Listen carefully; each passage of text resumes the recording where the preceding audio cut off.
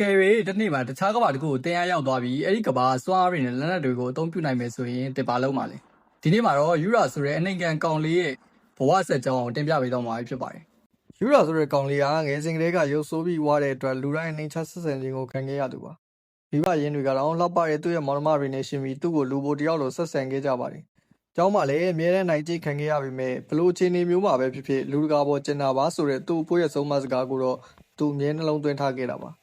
တနေ့မှာတော့မိန်းကလေးတယောက်ကိုလူမိုက်တွေကနှောက်ယှက်နေတာတွေ့လို့ယူရာကဝင်ကူညီခဲ့ပါတယ်။ဒါပေမဲ့လူမိုက်တွေကသူ့ကိုရုပ်ဆိုးတဲ့ဝက်လို့လောင်ပြောင်ဆဲဆိုပြီးဝိုင်းရိုက်ကြပါတယ်။နောက်ဆုံးရဲတွေရောက်လာလို့လူမိုက်တွေထွက်ပြေးသွားချိန်မှာသူကူညီခဲ့တဲ့မိန်းကလေးကကျေးဇူးတင်စကားဆိုခဲ့ပေမဲ့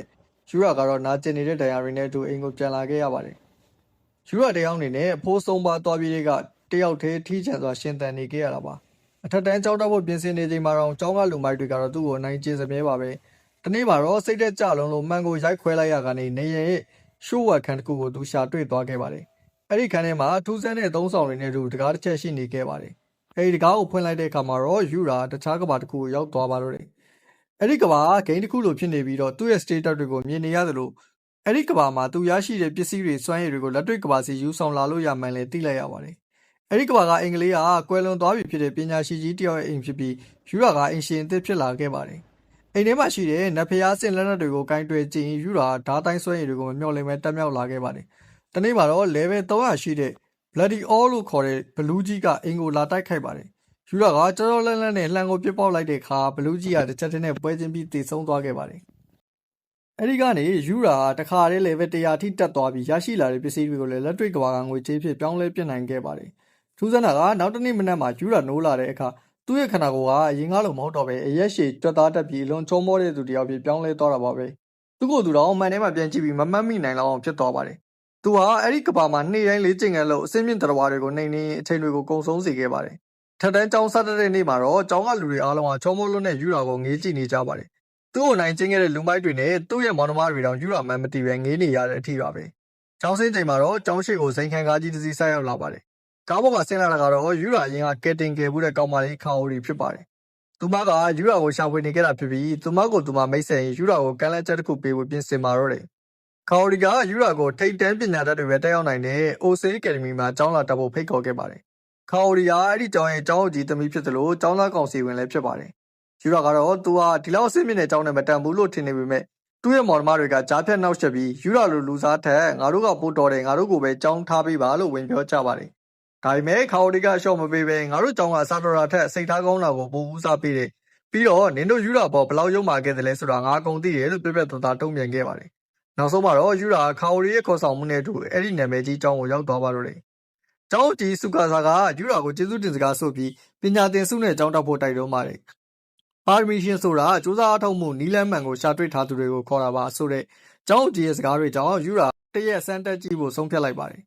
်ယူရာတန်းထဲကိုစဝင်သွားတဲ့အခါကျောင်းသားအလုံးမင်းတက်သွားကြပါတယ်။သူကတော့သူ့ကိုရုပ်ဆိုးလို့ကြည့်နေကြတယ်ထင်နေတာပါ။တကယ်တော့အားလုံးကယူရာရဲ့ချုံမောလုံးနဲ့ရုပ်ရည်ကြောင့်ငေးမောကြည့်နေကြတာဖြစ်ပါတယ်။အဲ့ဒီမှာသူဟာရီယိုနဲ့ရှင်ကိုဆိုတဲ့တငယ်ချင်းသစ်တွေရခဲ့ပြီးသူတို့နဲ့အတူအန်နီမီတွေအကြောင်းဂိမ်းတွေအကြောင်းပြောရင်းပထမဆုံးအချိန်ဖြစ်ကျောင်းသားဘဝရဲ့ပျော်ရွှင်မှုကိုခံစားလိုက်ရပါတယ်။တနေ့ကုန်သွားတဲ့အခါမှာတော့ယူရာဒီကျောင်းမှာပဲဆက်တက်ဖို့ဆုံးဖြတ်လိုက်ပါတယ်။ကျောင်းစင်တော့ခါအိုရီကယူရာကိုမြို့ထဲလိုက်ပို့ပါတယ်။ခါအိုရီကသူမရဲ့မိသားစုနောက်ခံကြောင်းတကယ်ချင်းသိမရှိပဲထိကြံခဲ့ရပေမဲ့ယူရာနဲ့ချမှာပုံမလင်းလင်းစကားပြောနိုင်ခဲ့တာပါသူတို့နှစ်ယောက်ကန်တင်းမှာထိုင်ရင်တယောက်ကိုတယောက်အပြန်လည်စကားပြောရင်းရင်းနှီးသွားကြပါတယ်ယူရာကငါးရုပ်ရည်ကဒီလောက်ပြောင်းလဲသွားတာကိုနင်ဘယ်လိုမှတ်မိတာလဲလို့မေးလိုက်တဲ့အခါခါအိုရီကနင်းရဲ့မျက်လုံးတွေကအရင်တိုင်းကျင်နာမှုတွေရှိနေတော့မယ်လို့ပြန်ဖြေခဲ့ပါတယ်ညဘက်မှာတော့ယူရာအဆင့်တက်ဖို့အတွက်တခြားကမ္ဘာစီကိုပြန်သွားခဲ့ပါတယ်အခုဆိုရင်သူက level 235အထိရောက်နေခဲ့ပါပြီသူဟာအင်ဂိတ်တကားအပြင်ဘက်ကိုပထမဆုံးချိန်ထွက်ကြည့်ဖို့ဆုံးဖြတ်လိုက်ချိန်မှာမိန်းကလေးတယောက်ရဲ့အော်ဟစ်တန်ကိုကြားလိုက်ရပါတယ်။အဲ့ဒီနေရာမှာတော့ level 200ရှိနေတဲ့ Goblin General ကမိန်းကလေးတယောက်ကိုတိုက်ခိုက်ဖို့ပြင်နေတာပါ။ယူရာကသူ့ရဲ့လှန်လေးနဲ့ဒါအစရှိတဲ့လက်နက်တွေကိုကျွမ်းကျင်စွာအသုံးပြုပြီးဘလူးတွေကိုပြတ်ရှင်းလိုက်ပါတယ်။သူကယ်လိုက်တဲ့မိန်းကလေးကဒီကဘာရဲ့မင်းသမီးလေးလက်စီယာဖြစ်နေပါတယ်။မင်းသမီးလေးသတိလစ်သွားချိန်မှာစစ်တီတော်တွေရောက်လာတာကြောင့်ယူရာကိုပြောက်ဆွဲရင်ကိုတုံးပြီးအိမ်ကိုပြန်ပြေးလာခဲ့ပါတယ်။နောက်တစ်နေ့မှာတော့ယူရာတခြားကဘာကရတဲ့ပတ်စံတွေနဲ့ဝစ်စားတစ်တွေတောင်းဝဲပါတယ်။သူလမ်းလျှောက်သွားတဲ့အခါလမ်းတော်လမ်းလာတွေကသူ့ကိုမော်ဒယ်ဒါမှမဟုတ်မင်းသားတယောက်တင်ပြီးဝိုင်းကြည့်နေကြတာပါ။တစ်ဖက်မှာလည်းရိုက်ကူးရေးတစ်ခုမှာမော်ဒယ်တယောက်ကရောက်မလာတဲ့အတွက်ဒါရိုက်တာဖြစ်သူကဒေါသတကြီးအော်ဟစ်နေပါတယ်။ယူရာတယောက်ဝစ်စားဝယ်ရင်လမ်းလျှောက်နေတော့မှမော်ဒယ်ရိုက်ကူးရေးတစ်ခုနဲ့တိုးမိပါတယ် မူလရမယ်မော်ဒယ်မင်းသားရှိုးကနောက်ကျနေတဲ့အတွက်ဒါရိုက်တာကအစားထိုးဖို့လူရှာနေတာပါယူရာကိုမြင်မြင်ချင်းဒါရိုက်တာကသဘောကျသွားတာကြောင့်ယူရာတယောက်မော်ဒယ်မင်းသမီးမြူးနဲ့အတူတွေ့ပြီးဓာတ်ပုံရိုက်ပေးခဲ့ရပါတယ်ရိုက်ကူးရေးမှာယူရာကရှက်ကိုရှက်ကန်ဖြစ်နေခဲ့ပေမဲ့မြူးကသူ့ကိုရင်းနှီးနှီးနဲ့ကူညီပေးခဲ့ပါတယ်ဒါရိုက်တာကသူတို့နှစ်ယောက်ရဲ့သဘာဝကျကျရင်းနှီးနေတဲ့ပုံတွေကိုခိုးရိုက်ပြီးသဘောကျနေခဲ့ပါတယ်ယူရာအတွက်တော့ဒါအထူးဆန်းတဲ့အတွေ့အကြုံတစ်ခုပေါ့ရိုက်ကူးရေးပြီးကနေမှနောက်ကျပြီးရောက်လာတဲ့မော်ဒယ်မင်းသားရှိုးကမင်းသမီးမြူးကိုအတင်းအကျပ်နှောက်ယှက်ပါတော့တယ်ယူရာကဝင်ထားတဲ့အခါရှိုးကသူ့ကိုထိုးဖို့ကြိုးစားပါတယ်ဒါပေမဲ့တခြားကဘာမှလေ့ကျင့်ထားတဲ့ယူရာအတွက်တော့အဲ့ဒီလက်သီးတွေကရဲနှေးလွန်းနေခဲ့ပါတယ်ယူရာကရှိုးကိုတာလေးလွှင့်ပစ်လိုက်နိုင်တာကြောင့်လူအုပ်ကြီးကဝိုင်းပြီးအားပေးကြပါတယ်ဒါရိုက်တာကယူရာကိုမော်ဒယ်ဆက်လုပ်ဖို့ဖိတ်ခေါ်ခဲ့ပေမဲ့ယူရာကသူဟာ professional တယောက်မဟုတ်သေးဘူးဆိုပြီးယဉ်ကျေးစွာညှင်းဆိုခဲ့ပါတယ်ဒါပေမဲ့သူရိုက်ကူးထားတဲ့ဓာတ်ပုံတွေက agency တွေကြားမှာရဲနာမည်ကြီးသွားပြီး agency ပိုင်ရှင်မျိုးသမီးတယောက်ကယူရာကိုအရလိုက်ရှာဖို့မိန့်ပေးလိုက်ပါတော့တယ်တစ်ဖက်မှာလည်းတခြားကဘာကမင်းသမီးလေးလက်စီယာကသူမောက်ကိုကယ်ခဲ့တဲ့ယူရာကိုရှာဖို့အတွက်အန်ဒီအများတဲ့ဒေါ်နယ်ထဲကိုစစ်စီတော်တွေနဲ့ပြန်လာခဲ့ပါတယ်ဘလူးတွေဝိုင်းတိုက်ခိုက်ခံလိုက်ရတဲ့အချိန်မှာတော့ယူရာကကောင်းကင်ကနေဆင်းသက်လာပြီးဘလူးတွေကိုနောက်တစ်ချိန်ထပ်ရှင်းလင်းလိုက်ပါတယ်ယူရာကဒဏ်ရာရတဲ့စစ်တီတော်တွေကိုစိတ်ကူပေးနေတော့မှမင်းသမီးလေးလက်စီယာကသူ့ရှိကိုရောက်လာပါတယ်ယူရာကပြောစရာတစ်ခုရှိလို့လားလို့မေးလိုက်တဲ့အခါမင်းသမီးလေးကလူတိုင်းကိုအံ့ဩသွားစေမယ့်စကားတစ်ခုကိုပြောလိုက်ပါတယ်အဲ့ဒါကတော့ကျမကိုလက်ထပ်နိုင်မလားတဲ့စစ်တော်တွေကမင်းသမီးဘာတွေပြောနေတာလဲလို့ဝိုင်းတားကြပေမဲ့လက်စီယာကတော့ယူရာကိုမြင်မြင်ချင်းချစ်မိတော့တာမို့လို့ဘာကိုမှဂရုမစိုက်တော့ပါဘူးယူရာကမင်းသမီးလေးလက်စီယာနဲ့သူမရဲ့စစ်တီတော်တွေကိုတော်နက်ထဲကသူ့အိမ်စီဖိတ်ခေါ်ခဲ့ပါတယ်မင်းသမီးလေးကယူရာကိုလက်ထပ်ဖို့ထပ်မံတောင်းဆိုပေမဲ့ယူရာကဒါအယက်မြန်လွန်းနေတယ်လို့ညင်းလိုက်ပါတယ်ဒါပေမဲ့လက်စီယာကစိတ်မပြတ်တဲ့အပြင်အချစ်ဆိုတာတားဆီးရှိမှပိုစိတ်ဝင်စားဖို့ကောင်းတာဆိုပြီးတငယ်ချင်းဖြစ်ကနေစတင်ဖို့သဘောတူလိုက်ပါတယ်စစ်တီတော်ဘုံမူအိုဝင်ကတော့ယူရာကိုဘရင်ကြီးကိုယ်တိုင်ကျေးဇူးတင်လို့တဲ့အတွက်နန်းတော်ကိုလာရောက်ဖို့ဖိတ်ကြားခဲ့ပါတယ်ယူရာကအကြောင်းကိစ္စကြောင့်နောက်ဆုတ်ပေးဖို့ပြောပြီးမြဲဘရင်ကြီးရဲ့အမိန့်ဖြစ်နေတဲ့အတွက်မဖြစ်မနေသွားရောက်ဖို့ကတိပေးလိုက်ပါတယ်တစ်ဖက်မှာလည်းမင်းသမီးလေးကိုလှုပ်ကြံဖို့စူးစမ်းနေတဲ့နန်းတွေကလူသက်သမားတွေရဲ့နောက်ွယ်မှာမျက်နှာပျက်စီးနေတဲ့တော်ဝင်မိသားစုဝင်တဦးရှိနေကြောင်းကိုလည်းသိလိုက်ရပါတယ်ယူရာကျောင်းဆက်တဲ့နေ့မှာပဲသူ့ရဲ့ထူးခြားတဲ့ဆွမ်းဆောင်ရည်တွေကလူတိုင်းကိုအံ့အားသင့်စေခဲ့ပါတယ်ဘောလုံးပွဲတစ်ခုမှာမတော်တဆကောင်မလေးတယောက်စီလွင့်လာတဲ့ဘောလုံးကိုယူရာကအမခမ်းမြန်နှုန်းနဲ့ဖမ်းတားပေးလိုက်အောင်မကတခါတည်းဂိုးပါသွင်းယူပေးနိုင်ခဲ့ပါတယ်။ကျောင်းသားတွေအားလုံးကသူ့ကိုမင်းသားလေးတယောက်လိုအားကျနေခဲ့ကြတာပါ။ဒါပေမဲ့မထင်မှတ်ထားတဲ့အန်ဒီတစ်ခုကျောင်းကိုရောက်လာပါတော့တယ်။အဲ့ဒါကတော့ Red All လို့နာမည်ကြီးလူမိုက်ဖွဲ့ဟာဆိုင်ကယ်တွေနဲ့ကျောင်းထဲကိုကျူးကျော်ဝင်ရောက်လာတာပါ။အဲ့ဒီဖွဲ့ထဲမှာယူရာကိုအမြဲနိုင်ခဲ့တဲ့သူ့ရဲ့မောင်နှမတွေဖြစ်တဲ့ယူရာနဲ့ဆိုရာတို့လည်းပါဝင်နေပါတယ်။သူတို့ကခါအိုရီကိုပြန်ပေးဆွဲဖို့ကြိုးစားနေကြတာပါ။ယူရာကတခြားကဘာမှာအားကြီးတဲ့ဘလူးတွေကိုတတ်ခဲ့ဘူးပေမဲ့သူ့ကိုနိုင်ကျင့်ခဲ့တဲ့အတိတ်ကလူတွေကိုမြင်လိုက်ရတဲ့အခါမှာတော့ကြောက်စိတ်ကြောင့်ခြေထောက်တွေတုံရင်လာပါတော့တယ်။ဒါပေမဲ့ခါအိုရီကိုကယ်တင်ဖို့အတွက်သူ့စိတ်ကိုတင်းပြီးလေးတက်တိုက်ပေါ်ကနေခုန်ချပစ်လိုက်ပါတယ်။ယူရာကလူမိုက်တွေကိုအသာလေးနှိမ့်နှင်းလိုက်နိုင်ပြီးခါအိုရီကိုဘေးကင်းအောင်လည်းကယ်ထုတ်နိုင်ခဲ့ပါတယ်။လူမိုက်တွေဖမ်းခံရချိန်မှာတော့ယူရာရဲ့မောင်နှမတွေကသူတို့ရဲ့အရှုံးအတွက်ယူရာကိုပဲအပြစ်တင်ပြီးရန်ရှာဖို့ကြိုးစားပါသေးတယ်။ယူရာကတော့သူ့ဘော်ရုံးမာခဲ့တဲ့သူတွေကိုတော့ဘေးကင်းအောင်ကာကွယ်ပေးရင်းနဲ့သူတို့ကြားကပတ်သက်မှုတွေကိုအဆုံးသတ်ဖို့ကြိုးစားလိုက်ပါတယ်။လူမိုက်တွေနဲ့ရုံးဆက်ကဖြစ်ပွားမှုပြီးမှယူရာရဲ့မောင်နှမတွေကသူတို့ဘော်ရုံးမာခဲ့တာတော့ဘာလို့ကယ်ခဲ့တာလဲလို့ယူရာကိုမေးခဲ့ပါတယ်။ယူရာကမင်းတို့ငါ့အပေါ်ဘယ်လောက်ဆိုးခဲ့ငါတို့ကမိသားစုပဲလေလို့ရိုးရှင်းစွာပြန်ဖြေခဲ့ပါတယ်။ဒီစကားကြောင့်သူ့မောင်နှမတွေကနောင်တရပြီးယူရာကိုဒူးထောက်တောင်းပန်ခဲ့ကြပါတယ်။ယူရာကသူ့ရဲ့အတိတ်ကအမုန်းတရားတွေကိုခွင့်လွှတ်ခြင်းနဲ့အဆုံးသတ်လိုက်နိုင်ပါပြီ။တနေ့မှာတော့ယူရာတခြားကဘာကအန်ဒီရဲ့ရှိဆုံးတော်တဲ့တွေကိုစူးစမ်းရင်း level 600ရှိတဲ့ Odd ဘရင်ရဲ့အနိုင်ကျင့်ခြင်းခံနေရတဲ့ခွေးပေါက်လေးတစ်ကောင်ကိုကယ်တင်ခဲ့ပါတယ်။တကယ်တော့အဲ့ဒီခွေးလေးကတာမန်ခွေးလေးမဟုတ်ပဲဒနာအီလာ Black Fina အမျိုးအစားဖြစ်နေပါတယ်။ယူရာကသူ့ကို Night လို့နာမည်ပေးပြီးမွေးစားလိုက်တဲ့အခါတရိတ်ဆန်ရင်ပေါင်းအောင်လုပ်နိုင်တဲ့ skill ကိုရရှိသွားပါတယ်။လက်တွေ့ကဘာမှာလည်းယူရာ Night အတွက်လိုအပ်တာတွေဝယ်ပေးဖို့ကိုင်ဒီနဲ့အတူပစ္စည်းတွေသွားဝယ်ခဲ့ပါတယ်။ပန်းချန်ထဲမှာ Night ကိုလမ်းလျှောက်ခေါ်သွားတဲ့အခါခါအိုရီနဲ့ရောမော်ဒယ်မင်းသမီးမြူးနဲ့ပါစုံခဲ့ပါတယ်။ချောမောတဲ့ယူရာကနာမည်ကြီးမင်းသမီးတွေချောမောတဲ့မိန်းကလေးတွေနဲ့ရင်းနှီးနေတာကိုကြည့်ပြီးပတ်ဝန်းကျင်ကလူတွေကအားကျနေကြပါတယ်။အဲ့ဒီမှာပဲလူရမှုတစ်ခုဖြစ်ပွားခဲ့ပေမဲ့ယူရာနဲ့ Night တို့ရဲ့ပူးပေါင်းမှုကြောင့်တခိုးကိုတာလေးဖက်ဆီးနိုင်ခဲ့ပြန်ပါတယ်။တခြားကဘာမှာတော့ယူရာနဲ့ Night တို့ကပိုပြီးစွမ်းထက်လာကြပါတယ်။သူတို့နှစ်ယောက်ပူးပေါင်းပြီး level 630ရှိတဲ့တလေးကြောက်သမင်ကြီးကိုအနိုင်တိုက်နိုင်ခဲ့ပါတယ်။သမင်ကြီးစီကရရှိလာတဲ့ဆုလက်တွေထဲမှာထူးထူးဆန်းဆန်းပစ္စည်းတစ်ခုပါလာပါတယ်။အဲ့ဒါကတော့အိတ်ဆောင်ရေချိုးကန်ဆက်ပါပဲ။အဲ့ဒီဆက်ကအလိုလျောက်ရေနွေးလေးတွေထွက်လာစေပြီးဘယ်နေရာရောက်ရေချိုးလို့ရတဲ့ပစ္စည်းလေးဖြစ်ပါတယ်။ယူရာတောနက်ထဲကဂူတစ်ခုအတွင်းမှာပညာရှိကြီးရဲ့ရုပ်လောင်းနဲ့သူခြံထားခဲ့တဲ့ဆောင်ကိုရှာတွေ့ခဲ့ပါတယ်။အဲ့ဒီဆောင်ကနေတစ်စင်းပညာရှိကြီးကယူရာကိုမော်ပညာတွေသင်ကြားပေးခဲ့ရုံနဲ့မကပဲယူရာတခြားကဘာကလာသူမို့မော်မသုံးနိုင်မှာဆိုလို့သူ့ရဲ့မော်ပတ်လန်းတွေကိုပါယူရာစီလွှဲပြောင်းပေးခဲ့ပါတယ်။ယူရာစိတ်ကူးရှိသလိုမော်ကိုအသုံးပြုနိုင်တဲ့စွမ်းအားရှင်တယောက်ဖြစ်လာပါတော့တယ် လက်တွေ့ကဘာမှာလည်းယူရာကျောင်းကတငယ်ချင်းတွေနဲ့အတူကျောင်းကမ်ပိန်းတစ်ခုသွားဖို့အတွက်ပစ္စည်းတွေသွားဝယ်ကြပါတယ်။သူကအရုပ်ကောက်တဲ့ဂိမ်းမှာသူ့ရဲ့အားနည်းချက်ရှာဖွေတဲ့စွဲရည်ကိုသုံးပြီးတငယ်ချင်းအားလုံးအတွက်ရုပ်တွေကောက်ပေးခဲ့ပါတယ်။ယူရာတော့ဒါကဘဝမှာပထမဆုံးချိန်တငယ်ချင်းတွေနဲ့ပျော်ပျော်ရွှင်ရွှင်လဲပတ်ရတဲ့ချိန်လေးပဲဖြစ်ပါတယ်။ဒါပေမဲ့မမျှော်လင့်မဲ့သူတို့ရှိနေတဲ့ကုန်တိုက်ကြီးမှာမီးလောင်မှုဖြစ်ပွားခဲ့ပါတယ်။ခေါရီတို့မိန်းကလေးအုပ်စုကအပေါ်တက်မှာပိတ်မိနေမှန်းသိလိုက်ရတဲ့ကြောင့်ယူရာမီးတဲ့ကိုရေရဲဝုန်းပြေးဝင်သွားခဲ့ပါတယ်။သူဟာအသစ်တင်ထားတဲ့မော်ပညာကိုသုံးပြီးခန္ဓာကိုယ်ကိုရေလွှာနဲ့ကာဝယ်ထားကမီးကုန်းမို့မြင်သတိလစ်နေတဲ့ခေါရီတို့ကိုကယ်တင်လိုက်ပါတယ်။ခမောက်ပိတ်နေတဲ့အချိန်မှာနေရန်ကိုမော်နဲ့ဖြိုချပြီးအပြင်ကိုခုန်ထွက်ကအားလုံးကိုပေးကြအောင်ကယ်ထုတ်လာခဲ့တာပါ။ခေါရီရဲ့အဖေရောက်လာပြီးသူသမီးကိုဖတ်ထားတာကိုမြင်တဲ့အခါယူရာမိသားစုရဲ့မြစ်တာကိုငေးကြည့်ပြီးအားကျနေခဲ့ရပြန်ပါတယ်။သူကတော့အိမ်ပြန်ရောက်တဲ့အခါသူ့ကိုအမြဲကြိုဆိုနေတဲ့နိုင်လေးကိုကြည့်ပြီးငါမှလည်းနိုင်ရှိတာပဲငါတို့ကမိသားစုတွေပဲလို့တွေးရင်စိတ်သက်သာရခဲ့ရပါတယ်။ယူရာစိတ်ကူးရှိသလိုသွားလာနိုင်တဲ့ပေါ်တယ်မှော်ကိုလည်းတက်မြောက်သွားပါတယ်။ဒါကြောင့်သူဟာအကြောင်းခီးစဉ်သွားနေရင်တော့အိမ်ပြန်ပြီးနိုင်ကိုအစာကျွေးဖို့ဒါမှမဟုတ်တခြားကဘာကိုသွားဖို့အတွက်လွယ်ကူသွားခဲ့ပါပြီ။ယူရာနဲ့နိုင်တို့ဟာတောနက်ထဲမှာပူပေါင်းပြီးဘလူးတွေကိုနှိမ်နှင်းပို့ပြီးစွမ်းထက်လာခဲ့ပါတယ်။တရက်မှာတော့ယူရာတောနက်ထဲမှာဘလူးတွေဝိုင်းတိုက်ခိုက်ခံနေရတဲ့လူနာဆိုတဲ့မိန်းကလေးတယောက်ကိုကယ်တင်ခဲ့ပါတယ်။ယူရာကသူ့ရဲ့အစွမ်းထက်လာတဲ့နတ်ဖျားနှင်းတံကိုသုံးပြီးဘလူးအားလုံးကိုတစ်ချက်တည်းနဲ့ပြည့်ရှင်းပစ်ခဲ့တာပါ။လူနာကဒဏ်ရာပြင်းထန်ပေမဲ့ယူရာတိုက်ကျွေးတဲ့မော်တီးနဲ့ရေတွေကြောင့်ချက်ချင်းပြန်လဲကျမ်းမာလာခဲ့ပါတယ်။လူနာကယူရာစီမှာရဲအနေငယ်ကြာမော်ရီချိုးကန်ကိုသုံးဆွဲယူရာနဲ့အတူတိုက်ခိုက်ရေးလေ့ကျင့်ခန်းတွေကိုလုပ်ခဲ့ပါတယ်။ယူရာကသူမစီကနေရန်သူလှုပ်ရှားမှုကိုကြိုတင်ခံမှန်းတဲ့နည်းစနစ်တွေကိုသင်ယူခဲ့ရသလိုလူနာကလည်းယူရာရဲ့ကျင်နာမှုကြောင့်စိတ်လှုပ်ရှားနေခဲ့ရပါတယ်။တကယ်တော့လူနာဟန်တာလို့လူသိများတဲ့နာမည်ကြီးလူသက်သမားတစ်ယောက်ဖြစ်ပြီးသူမရဲ့နောက်ထပ်ပြစ်မှတ်ကတော့ဘယ်သူမှန်းတိကျမသိရသေးပါဘူး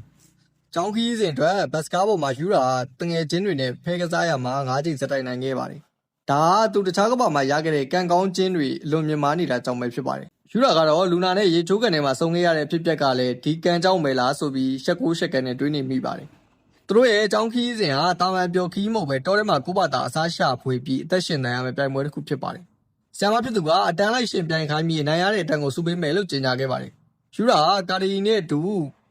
ငါးဖမ်းမှုတာဝန်ကျပါတယ်။တခြားသူတွေကငါးများနဲ့ခက်ခဲဖမ်းနေချိန်မှာယူရာကတော့တခြားကဘာမှာလေ့ကျင့်ထားတဲ့အမြန်နှုံးနဲ့ငါးတွေကိုလက်ပလာနဲ့အများကြီးဖမ်းယူနိုင်ခဲ့ပါတယ်။တစ်ဖက်မှာလည်းအကီယာကမှုတွေစားကောင်းမစားကောင်းစမ်းသပ်ပေးရတဲ့လူသားစမ်းသပ်ခံဖြစ်ကျင်းနာစရာကောင်းအောင်သုံးချခံနေရပြန်ပါတယ်။ယူရာကတော့သူ့ရဲ့စွမ်းရည်တွေကိုသုံးပြီးအစိတ်ရှိတဲ့မှုတွေကိုခွဲခြားပေးကတကယ်ချင်းတွေကိုကူညီပေးခဲ့တာပါ။ဇလန်ရဲ့အခြားတစ်ဖက်မှာတော့လူနာသူမရဲ့လူသက်သမားဘဝကိုပြန်ရောက်သွားခဲ့ပါပြီ။သူမဟာယူရာကိုသတိရနေပေမဲ့သူမရဲ့အတိတ်နဲ့လက်ရှိအလုပ်ကြောင့်ယူရာကိုမေးပစ်ဖို့ကြိုးစားနေပြန်ပါတယ်။သူမရဲ့နောက်ထပ်ပြစ်မှတ်ကဘယ်သူဖြစ်မလဲယူရာရဲ့အကြောင်းခီးစဉ်မှာရောဘလို့အခက်အခဲတွေထပ်ကြုံရအောင်မလဲဆိုတာဆက်ကြည့်လိုက်အောင်ပါ။ယူရာတို့အဖွဲ့ဟာတောထဲကနေစားလို့ရတဲ့အစားအစာတွေကိုအများဆုံးရှာဖွေနိုင်ခဲ့လို့ဆီယာမဆာဝါရာရဲ့ချီကျူးမှုကိုခံခဲ့ရပါတယ်။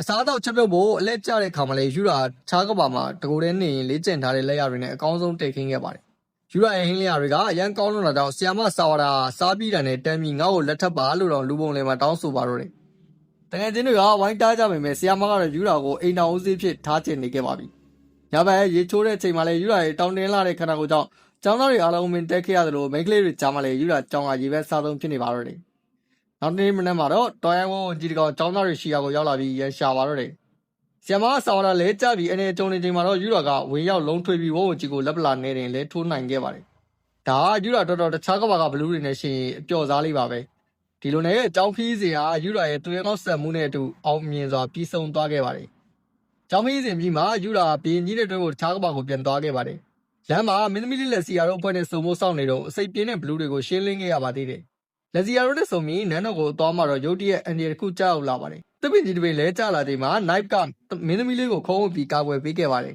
။အဲဒီခါမှာယူရာလေတွေကနေမမြင်ရတဲ့အချီမြင်တွေကိုသတိထားမိသွားပါတယ်။အဲဒီတက်ကသူသိထားတဲ့လူနာရဲ့အတက်ပဲဖြစ်နေပါတယ်။ယူရာကတိုက်ခိုက်သူကိုလိုက်ဖမ်းတဲ့အခါတကယ်ပဲသူကယ်တင်ခဲ့ဦးတဲ့လူနာဖြစ်နေတာကိုတွေ့လိုက်ရလို့အကြီးအကျယ်တုန်လှုပ်သွားပါတယ်။လူနာမင်းသမီးလေးကိုလှုပ်ကြံမိုးလာတဲ့လူသက်သမားဖြစ်နေခဲ့တာပါ။ဒါပေမဲ့ယူရာကတော့လူနာလူဆိုးတယောက်မဟုတ်နိုင်ဘူးလို့ယုံကြည်နေပါတယ်။ဒါကြောင့်သူကဒဏ်ရာရသွားတဲ့လူနာကိုကုသပေးပြီးအမှတ်တရားကိုမေးမြန်းဖို့အတွက်သူ့အိမ်ကိုခေါ်သွားဖို့မင်းသမီးလေးစီမှာခွင့်တောင်းလိုက်ပါတယ်။မင်းသမီးလေးလက်စီယာကလည်းယူရာအလိုကြာခွင့်ပြုပေးခဲ့ပြီးယူရာအိမ်ကိုလိုက်ပါလာခဲ့ပါတယ်။ယူရာလူနာကိုကုသပေးဖို့သူ့အိမ်စီကိုနေရာရွှေ့ပြောင်းခြင်းမော့ပညာနဲ့ခေါ်သွားခဲ့ပါတယ်။ဒါကိုမြင်လိုက်ရတဲ့မင်းသမီးလေးလက်စီယာကအကြီးကျယ်ထိတ်လန့်သွားပါတယ်။ဘာလို့လဲဆိုတော့ဒီမော့ပညာဒနာရီထဲမှာပဲရှိပြီးလက်တွေ့မှာဘယ်သူမှမသုံးနိုင်လို့ပါပဲ။ဒီစွမ်းအားကိုသာတခြားသူတွေသိသွားရင်စစ်ပွဲတွေတောင်ဖြစ်လာနိုင်တယ်လို့လက်စီယာကယူရာကိုတတိပေးပြီးဒါကိုရှို့ဝတ်ထားဖို့ကတိတောင်းလိုက်ပါတယ်။တတိယလာတဲ့လူနာကသူမအမေရမင်းသမီးကိုတတ်ဖို့လာတဲ့လူသက်သမားတယောက်ဖြစ်ကြောင်းဝန်ခံလိုက်ရပါတယ် သူမကိုသူမတရားမယ်လို့ဆုံးဖြတ်ထားပေမဲ့မင်းသမီးလေးလက်စီယာကတော့မထင်မှတ်ထားတဲ့ဆုံးဖြတ်ချက်တစ်ခုကိုချလိုက်ပါတယ်အဲ့ဒါကတော့လူနာကိုသူမရဲ့ကိုယ်ရံတော်ဖြစ်ခန့်လိုက်တာပါပဲ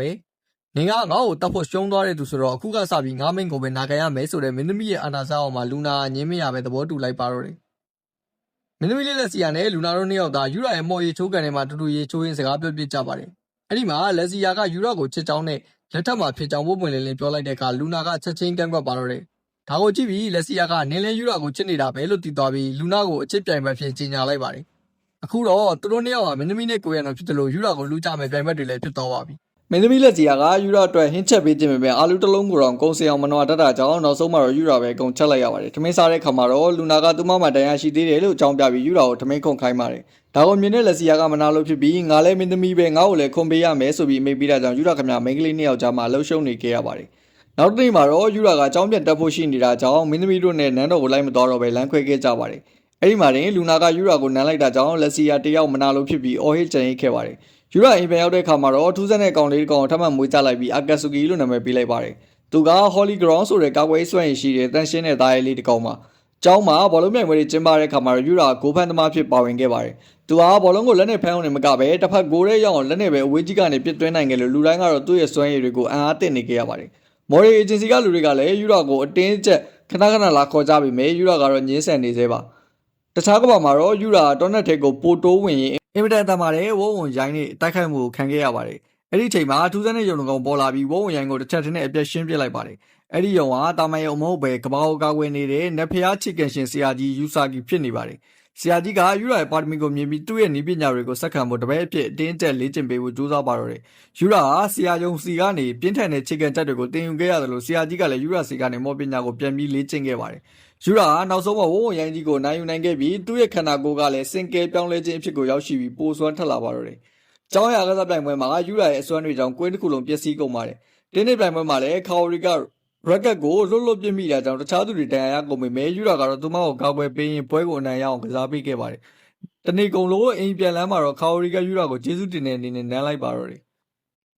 တစ်ဖက်မှာလည်းဆရာကြီးယူဆာကီကအမောင်တို့ရဲ့ကိုယ်စားလှယ်တဦးနဲ့တိုက်ခိုက်နေခဲ့ရပါတယ်ယူဆာကီကယူရာတင်ပေးထားတဲ့မော်ပညာကိုသုံးပြီးကိုယ့်ကိုကာကွယ်နိုင်ခဲ့လို့အဲ့ဒီရန်သူမိန်းကလေးကအံ့ဩသွားပါတယ်သူမကယူရာကိုယူဆာကီထပ်ပိုကြီးမားတဲ့ခြေထောက်မှုတစ်ခုပြသတ်မှတ်လိုက်ပြီးယူရာကိုအရင်ဆုံးအပြတ်ရှင်းဖို့အတွက်စတင်ထွက်ခေါ်သွားပါတော့တယ်ယူရာနဲ့ခါဝရီတို့စားတူတူလို့ရင်ခါဝရီကတခြားကမ္ဘာကိုသွားတဲ့ရှိုးဝက်တကားကြီးကိုမတော်ဆရှာတွေ့သွားပါတယ်ယူရာကသူမကိုအမှန်တိုင်းပြပြလိုက်ပြီးတခြားကမ္ဘာတွေကိုလက်တွဲခေါ်သွားခဲ့တာပါခါဝရီကယူရာရဲ့ရုပ်ရည်ပြောင်းလဲသွားတဲ့ရှိုးဝက်ချက်ကိုသိသွားပေမဲ့ယူရာကိုအရင်ကထက်တောင်ပိုပြီးယဉ်နီးတွေ့တာတော့သလိုဒါငါတို့နှစ်ယောက်တည်းရှိုးဝက်ချက်ဆိုပြီးကြိပေးခဲ့ပါတယ်နန်းတော်မှာတော့မင်းသမီးလက်စီယာလူနာကိုသူမရဲ့ကိုရံတော်ဖြစ်ခန့်လိုက်တာကိုဘရင်ကြီးကမကြည့်မနဲ့ဖြစ်နေခဲ့တာပါအဆိုးဆုံးကတော့ယူရာအိမ်မှာလက်စီယာညာအိတ်ခံမဲ့တိလိုက်ရတဲ့အခါသမီးကိုလွန်ချစ်တဲ့ဘရင်ကြီးကယူရာကိုတပ်ပစ်မယ်လို့ဒေါသကြီးချိန်မောင်းနေခဲ့ပါတယ်တစ်ချိန်တည်းမှာပဲမင်းသမီးကိုတပ်ဖို့ကြံစီခဲ့တဲ့ပထမမင်းသားရေကယူရာနန်းတော်ကိုလာတဲ့အချိန်မှာမော်စွမ်းအားတွေကိုပိတ်ပင်တားဆီးနိုင်တဲ့ဘာရီယာတွေကိုတုံးပြီးဘရင်ကြီးကိုလုံးကျန်မှုနဲ့အပြစ်အားလုံးကိုယူရာပေါ်ပုံချဖို့အတွက်အစီအစဉ်တစ်ခုကိုစတင်ရေးဆွဲလိုက်ပါတယ်ယူရာကနန်းတော်ကိုမသွားခင်မှာပတ်စံနေငယ်ရဖို့မြို့ရဲကကိုတော်တစ်ခုကိုသွားခဲ့ပါတယ်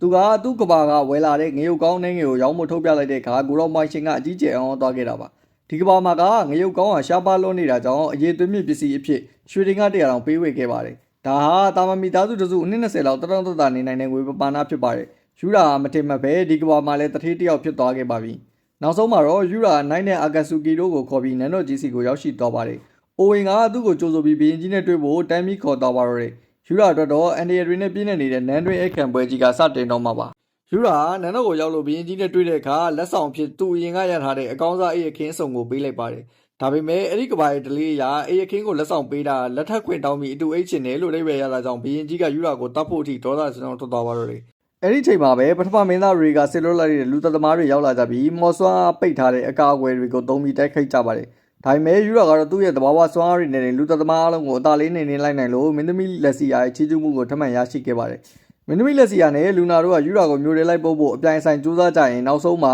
အားလုံးစွန့်စားသူများအတင်းကိုတွားပြီးအဖွဲ့ဝင်လိုက်ကြပါတယ်ယူရာကသူ့ရဲ့မော်စွမ်းကိုတိုင်းတာတဲ့အခါမှာစွမ်းပြင်းလုံးလို့တိုင်းတာတဲ့ပုံဆောင်ငယ်ကြီးပါကြေကွဲသွားတဲ့အထိဖြစ်ခဲ့တာပါစရေးမလေးအီမီလီယာကယူရာမော်မျိုးစား3မျိုးလုံးကိုသုံးနိုင်တယ်လို့မြင်ပြီးဒန်နာရီတွေကလူတယောက်လိုပဲအန်အောတုံထုတ်သွားခဲ့ရပါတယ်ယူရာကတော့တယ်လီပေါ့မို့တွေပါအကုန်သုံးနိုင်တယ်လို့ရေးလိုက်ရင်ပိုဆိုးကုန်မှာပဲဆိုပြီးရင်းတစ်ထိနဲ့တွေးနေခဲ့မိတာပါယူရာကအခုဆိုရင် Afran စွန်စားသူဖြစ်ကပြားတွေရရှိခဲ့ပါပြီ သူဟာသူ့ရဲ့စွမ်းတွေကိုတတ်နိုင်သမျှဖုံးကွယ်ထားပေမဲ့လည်းသူ့ရဲ့ပါရမီကတော့လူတိုင်းကိုအံ့ဩစေဦးမှာအမှန်ပါပဲမင်းသမီးနဲ့လူနာတို့ကလည်းယူရာနဲ့အတူ quest တွေတက်ဖို့အပြိုင်ဆိုင်ဖြစ်နေကြပါတယ်အီမီလီယာကသူတို့ကို quest တွေလုပ်တဲ့အခါအပင်တွေကိုအကုန်စင်မနှုတ်ဖို့တတိပေးလိုက်ပါတယ်သူတို့ရဲ့ပထမဆုံး quest ကတော့ဆေးမြစ်တွေစုဆောင်းမှုဖြစ်ပါတယ်တောထဲမှာဆေးမြစ်ရှာနေတော့မင်းသမီးလက်စီယာနဲ့လူနာတို့ကပြိုင်ပွဲတစ်ခုလုပ်ကြပါတယ်အဲ့ဒါကတော့ဘသူကပိုတန်မိုးရှိတဲ့ဆေးမြစ်ကိုရှာနိုင်မလဲဆိုတာပါပဲအနိုင်ရတဲ့သူကယူရာနဲ့တနေ့ကုန်ဒိတ်လောက်ခွင့်ရမှာဖြစ်ပါတယ်ယူရာကတော့သူတို့နှစ်ယောက်ကြားမှာဘာလို့ရမှန်းမသိပဲတယောက်တည်းဆေးမြစ်တွေလိုက်ရှာနေခဲ့ပါတယ်ယူရာစစ်တီတော်အိုဝင်နဲ့အတူမင်းသားတွေကဖုံးနေတဲ့အိမ်ဟောင်းကြီးကိုတွားရောက်ဖမ်းဆီးခဲ့ပါသေးတယ်အဲ့ဒီမှာမင်းသားကသူ့ကိုယ်သူအသုံးမကျဘူးလို့တွေးပြီးကိုယ့်ကိုယ်တတ်သိဖို့ကြိုးစားပေမဲ့ယူရာကအချိန်မီတားဆီးလိုက်နိုင်ပါတယ်မင်းသားကိုဖမ်းနေတော့မှပဲအင်ကြီးပောက်ကွဲသွားပြီးယူဒီဆိုတဲ့မိန်းကလေးပေါ်ပေါက်လာခဲ့တာပါသူမဟာအမောင်စွမ်းအားရှင်ဖြစ်ပြီးလူသားမျိုးနွယ်အားလုံးကိုမျိုးတော့အောင်တပ်ပစ်ဖို့ရည်ရွယ်ထားတဲ့သူပါသူမဟာမြားတွေကိုမရမနာပစ်ခဲ့ပြီးတိုက်ခိုက်ခဲ့ပေမဲ့ယူရာကသူ့ရဲ့မော်ပညာနဲ့မြားအားလုံးကိုမှုတ်ထုတ်ပစ်လိုက်ပါတယ်ယူရီကယူရာရဲ့စွမ်းကိုမြင်သွားပြီးနေမဲကိုလို့ပြောပြီးအင်အားပြန်ဖြည့်ဖို့နောက်ဆုတ်သွားခဲ့ပါတယ်မင်းသားရီကရဲ့မျက်နှာနဲ့ခန္ဓာကိုယ်မှာအမာရွတ်တွေပြည့်ရှိနေတာကတကယ်တော့အရင်ကမင်းသမီးလေးလက်စီယာရဲ့မော်စွမ်းအားတွေထိမ့်မနိုင်သိမ့်မရဖြစ်ခဲ့စဉ်မှာသူကဂျားကခံပေးခဲ့လို့ပါဒါပေမဲ့ဘရင်ကြီးကသူ့ကိုအများနဲ့မတွေ့အောင်ဖုံးကွယ်ထားခဲ့တဲ့အတွက်သူကအပေခံရတယ်လို့ခံစားရပြီးစိတ်နာကြီးနေခဲ့တာပါယူရာကသူ့ရဲ့အစွမ်းတက်ဆေးကိုသုံးပြီးမင်းသားရဲ့ဒဏ်ရာအားလုံးကိုအံ့ဩစရာကောင်းကုသပေးလိုက်ပါတယ်ဒါအပြင်လက်စီယာကလည်းသူ့ကိုယ်ကိုခွင့်လွှတ်ပေးဖို့ဘရင်ကြီးကိုတောင်းဆိုခဲ့တာကြောင့်မင်းသားကတေတံကနေကင်းလွတ်ခွင့်ရတော့ပါတယ်ဘရင်ကြီးကယူရာကိုကျေးဇူးတင်တဲ့အနေနဲ့လောနိုင်ပွဲနဲ့အတူမြေကွက်တွေအင်ကြီးတစ်လုံးကိုလည်းစုချခဲ့ပါသေးတယ်ဒါပေမဲ့ညဘက်မှာယူရာယူဒီနဲ့တိုက်ခိုက်ပြီးသူရှုံးနေသွားတဲ့အိမ်မက်ဆိုးကိုမြင်ခဲ့ပါတယ်ဒီအိမ်မက်ကြောင့်သူကတကယ်တိုက်ပွဲမှာအရှုံးမပေးရလေအောင်တခြားကဘာကိုပြန်သွားပြီးသူရဲကောင်းနေနဲ့သူအပြင်းထန်လေးကျင့်ပါတော့တယ်ယူရာကတခြားကဘာထဲမှာအပြင်းထန်လေးကျင့်နေတော့မှပဲထူးဆန်းတဲ့မိန်းကလေးယူရီရဲ့တိုက်ခိုက်ခြင်းကိုထပ်ခံရပြန်ပါတယ်ယူရီကသူမရဲ့ဆရာဖြစ်သူကိုလူသားတွေကတစ္ဆာဖောက်ပြီးတပ်ပစ်ခဲ့ကြတယ်လို့ယုံကြည်နေတာကြောင့်လူသားမျိုးနွယ်အားလုံးပေါ်ကလေးစားချေဖို့ကြိုးစားနေတာပါအဲ့ဒီချိန်မှာပဲကဘာဦးဘက်ကယူရာအင်ကိုခါဝရီရောက်လာပါတယ်သူမကယူရာနဲ့စာတူတူလုံးကျင်လို့လာခဲ့တာဖြစ်ပြီးတကားပွင့်နေတာနဲ့အထက်ကိုဝင်လာရင်တခြားကဘာတွေကိုမတော်တဆရောက်ရှိသွားခဲ့တာပါခါဝရီကယူရာနဲ့ယူရီတို့တိုက်ခိုက်နေတာကိုမြင်ပြီးအကြီးကျယ်ထိတ်လန့်သွားခဲ့ရပါတယ်ယူရီကသူမရဲ့ပြင်းထန်ဆုံးများချက်တွေနဲ့ယူရာကိုပစ်ခတ်တိုက်ခိုက်နေခဲ့ပါတယ်ယူရာဟာဘေးနားမှာရှိနေတဲ့ခါဝရီကိုကာဝယ်ပေးပောက်ကွဲမှုတွေကြားမှာအသေးအံရုန်းကန်နေခဲ့ရတာပါယူရီကသူမရဲ့အဆုံးသတ်တိုက်ကွက်ကိုသုံးဖို့ပြင်ဆင်နေချိန်မှာပဲဆရာကြီးဥစာကီပေါ်လာပြီးတားဆီးပေးလိုက်ပါတယ်ယူစာကီကယူရီယာတပိုင်းအချာရဲ့တပည့်ဖြစ်မှန်းသိသွားပြီးသူမကိုနားချဖို့ကြိုးစားပေမဲ့ယူရီကတော့နားမထောင်ခဲ့ပါဘူးသူမဟာလူသားတွေကိုတမိုးမရှိတဲ့တရားတွေလို့မြင်နေပြီးအမောင်စွမ်းတွေကိုသုံးပြီးအစွမ်းကိုတိုက်ခိုက်ပါတော့တယ်တိုက်ပွဲအတွင်းမှာယူစာကီတောင်တရားရရှိသွားပြီးအခြေအနေတွေဆိုးရွားနေချိန်မှာယူရာရဲ့အချစ်တော်အာဂတ်ဆူကီကပြေးထွက်လာခဲ့ပါတယ်အာဂတ်ဆူကီဟာသူ့ရဲ့ဟော်လီဂရောင်းစွမ်းရည်ကိုအသက်သွင်းလိုက်တဲ့ခါမှာတော့ယူတီရဲ့အမောင်စွမ်းအားတွေအကုန်ပျောက်ဆုံးသွားပြီးယူရာကသူမကိုအလဲထိုးနိုင်ခဲ့ပါတယ်တိုက်ပွဲပြီးမှယူရာခါဝရီကိုသူ့ရဲ့ဘဝအမှန်ကိုဖွင့်ပြောပြခဲ့ပါတယ်ငါကဒီကဘာမှာအဆင့်တက်ပြီးမှရုပ်ရည်တွေပြောင်းလဲသွားတာပါငါကလူလိန်တယောက်လိုဖြစ်နေပြီးနင်တာတွေကိုနားလဲသွားတဲ့ဆိုရင်ငါ့ကိုကြိုက်မှာမဟုတ်တော့ဘူးလို့ယူရာကဝမ်းနည်းစွာပြောပြခဲ့ပါတယ်ဒါပေမဲ့ခါဝရီကတော့ယူရာကိုနှွေးထွေးစွာပြောပြပြီးသူမကယူရာကိုစားတွေ့တဲ့နေ့ကတည်းကစိတ်ထားကောင်းလို့သဘောကျခဲ့တာဖြစ်ကြောင်းရုပ်ရည်ပြောင်းလဲသွားတာကအဓိကမဟုတ်ကြောင်းဖွင့်ဟောက်ဝင်ခံလိုက်ပါတယ်ဒီလိုနဲ့ယူရာရဲ့အနေကဘွားကနေသူရဲကောင်းဘွားကိုကူးပြောင်းသွားတဲ့ဇလန်းလေးကဒီနေရာမှာပဲပြီးဆုံးသွားခဲ့ပါပြီ